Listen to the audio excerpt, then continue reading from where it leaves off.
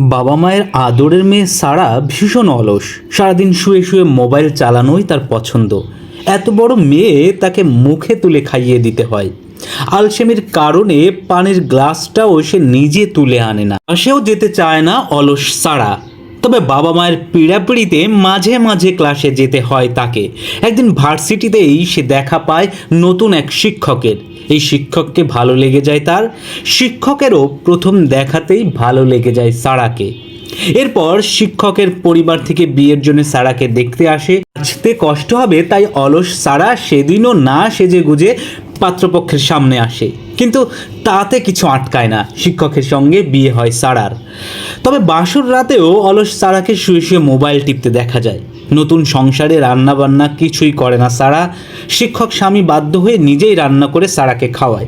এভাবেই চলছিল সংসার। কিন্তু হঠাৎ একদিন তাদের সংসারে নেমে আসে অমানিসা। প্যারালাইজড হয়ে যায় সারার স্বামীর পা।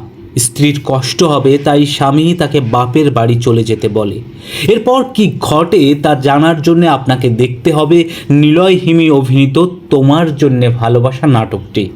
সাধারণত নিলয় হিমিকে কমেডি নাটকে দেখা গেলেও তোমার জন্যে ভালোবাসা নাটকটিতে কমেডির সঙ্গে কাঁদতেও হতে পারে নিলয় হিমি ভক্তদের।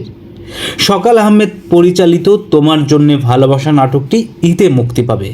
দর্শক, আপনাদের মতো আমরাও নিলয় হিমির অন্যান্য নাটকের সঙ্গে এই নাটকটিও দেখার অপেক্ষায় রইলাম। সেই পর্যন্ত সাবস্ক্রাইব করে সঙ্গে থাকুন আমাদের পার্শ্বচিত্র চ্যানেলের।